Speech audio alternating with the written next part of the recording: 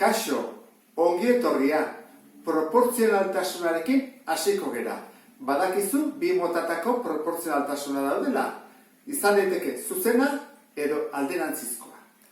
Eta zer diferentzi dago? Goazen ikustera. Pentsa dezagun ditugula 4 euro eta horri dagokiola 8 euro beste pertsona batentzako. Zer gertatzen da bikoizten badut? Beste ere bikoiztu egin badut dela. Eta erdibitzen badut, ere erdibitu ingo dut dela. Eta beti atako zein konstantea. Hauen dira proportzionaltasun zuzenekoak. Magnitude bat handitzen denean, beste ere proportzio berdinean handitzen denean. Eta noiz da alderantzizkoa? Adibidez, ni baldin badut bi biderramar, bat handitzen badut, bestea erdibitu egiten dut. Zertarako beti emateko konstante berdinean. Orduan, hemen bat handitzen denean bestea handitzen da, eta hemen bat handitzen denean bestea txikitu egiten da proportzio berdinean. Orduan hemen ditugu bi problema eta goazen ikustean nola egiten dira.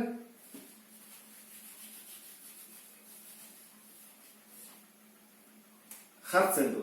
Pizza bat egiteko 200 gramo irinentzat 60 gramo gazta behar badira, zenbat gazta beharko dugu 750 gramo irin duenarentzat.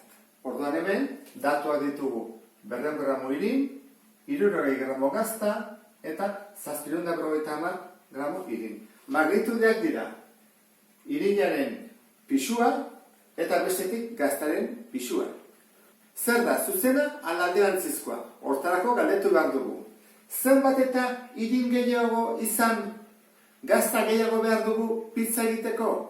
Bai, orduan zuzena da. Bat handitzen bada, beste ere handitu behar delako. Datuak jarriko ditugu, 200 gramo irin, horri dagokio 60 gramo gazta. Proportzioa jarri dugu. Horren, behan, jarri beharko duguna, izango da. 750 gramo irin, eta hemen, isagazta, ez dakiguna. Eta esan dugu, zuzena dela. Orduan egingo duguna izango da, 200 zati 750, izango da berdin, 60 zati isa. Hau badakizu nola egiten den, ez da? Errexena da jartzea. Isa berdin, horrela bidertu, 60 bider 750, zati 200. Kentzen dut horrela, eta kalkulagailuarekin egin daiteke baita ere, hortarako dugu, 60 bider 750, zati 200. 225. 225 gramo gazta. Zeata zaigu, gazta gehiago, bai, ezta? 60tik 225era pasageralako. Beste problema honetan, jartzen dut, biltegi batean dagoen zaborra ustutzeko 30 litroko 40 poltsa behar badira, zenbat poltsa beharko genituzke, datorren astean biltegi bera ustutzeko 20 litroko poltsak baldin baditugu. Horra, pentsatu behar dugu, zaborra kantitate berdina izango dela. Eta hemen ditugun azpimarratzeko datuak dira, 30 litroko direla, eta 40 poltsa. Eta hurrengo gunean ditugu 20 litrokoak, baina ez dakigu zenbat poltsa. Jarri ezakigu proportzioa, 30 litroko baldin baitugu, ditugu 40 poltsa, eta baldin baitugu 20 litrokoak, ea zenbat poltsa behar ditugu. Hemengo galdera da zuzena ala alderantzizkoa den. Eta horrela ez egingo genuke. Gu baldin baitugu poltsa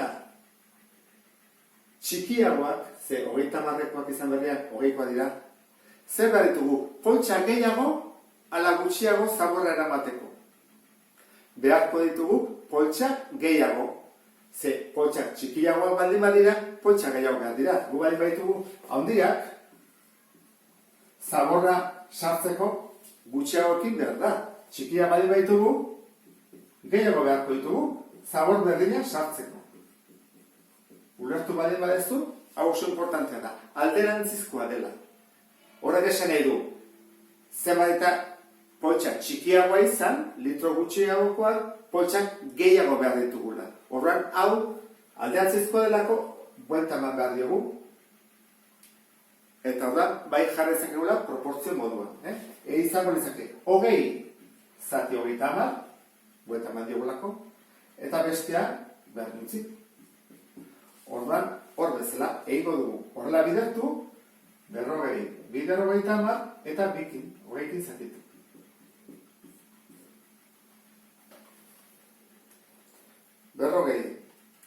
Biderrogeita mar, zati hogei. Eta atatzen zaizkigu, 60 pontxa. Eta hau, oinarrizkoa da, hemendik aurrera egin beharko ditugun problemak burutzeko. Jakin behar duzu, zuzena ala alderantzizkoa. Beste bat arte, agur.